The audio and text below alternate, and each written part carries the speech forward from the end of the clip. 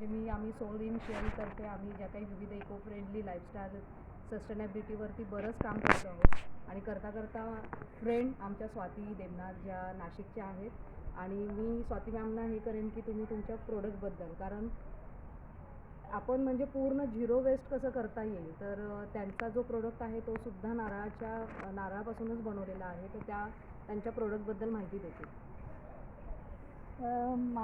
मी कोरोनाच्या काळात सुरू केलेला एक बिझनेस आहे नोव्हेंबर महिन्यामध्ये, आणि त्यावेळेस खरोखरी अशी गरजच होती की बाबा काहीतरी अन्नपदार्थ तयार करून ते लोकांपर्यंत पोचले पाहिजेत. आणि त्याच्या आधी मी विचार केलेला असताना मला हे लक्षात आलं की गृहिणींची सोय होणं हा महत्त्वाचा भाग आहे. तर त्याच्यात नारळ फोडून खोवून सगळं करेपर्यंत बायकांना खूप त्रास पडतो, मेहनत असते, वेळ नसतो, धावपळ, काही सर्व्हिस करणारे असतात, त्यांच्या घरात भरपूर माणसं असतात आणि त्यांचं सगळं त्यांना करायचं असतं. की ह्याच्यातनं सोय होण्यासाठी म्हणून जसं बऱ्याच आता कडधान्य भिजलेले मिळतात वगैरे, तर त्या ह्याच्यानी नारळ खोवलेलासुद्धा मिळणं आवश्यक आहे हा विचार करून मी हा बिझनेस सुरू केला आणि नारळ खोवून विकायला सुरुवात केली.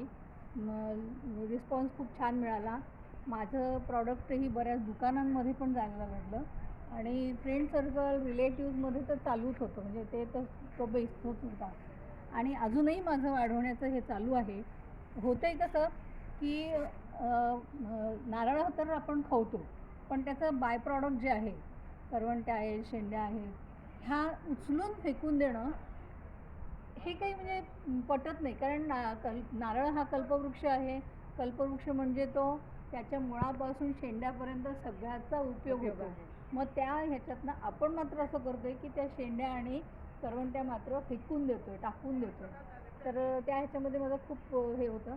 तर मी आता आपण सर्वांना आता एकच सांगू शकतो की करवंट्याही फेकू नका, त्याच्यातलं खोबरे यूज करा, शेंड्या यूज करा आणि पूर्णपणे झिरो वेस्ट करा. प्लास्टिकला अल्टरनेटिव्ह बनवा आणि येस नक्कीच पूर्ण 100% त्याचा उपयोग करा आणि सस्टेनेबिलिटी करवंट्यांचा बऱ्याच अँगलनी उपयोग करता येणार आहे की नुसतंच करवंट्यांचा एक उपयोग आहे असं नाही. किंवा ते आता बऱ्याच ठिकाणी खूप साऱ्या करवंट्या निघतात कारण तिथे नारळाचंच उत्पन्न निघतं.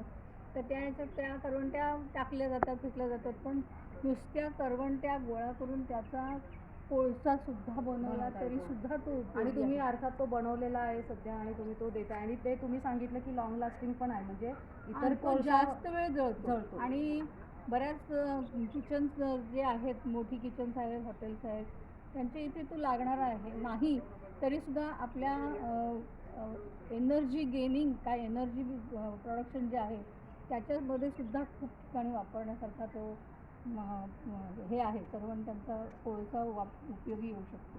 थँक्यू मॅम, थँक्यू तुमचा हे दिल्याबद्दल. थँक्यू.